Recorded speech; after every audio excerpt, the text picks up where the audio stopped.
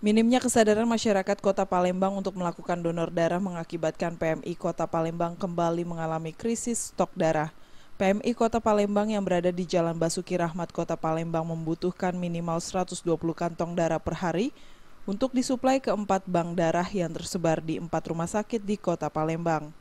Namun ketersediaan darah melalui pendonor darah hanya mampu menyediakan 50 kantong darah. Sementara untuk di stok yang aman, setidaknya PMI Kota Palembang harus memiliki lebih dari 200 kantong darah per hari, ditambah lagi akan memasuki bulan Ramadan.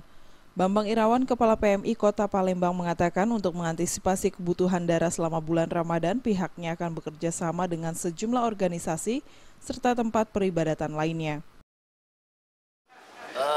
Untuk antisipasi bulan Ramadan seperti biasa setiap tahun kita lakukan adalah memperbanyak stok. Kemudian di saat bulan Ramadan sendiri kita akan menggandeng dari ormas, dari kelompok keagamaan non Muslim yang sedang tidak berpuasa untuk melakukan donor darah.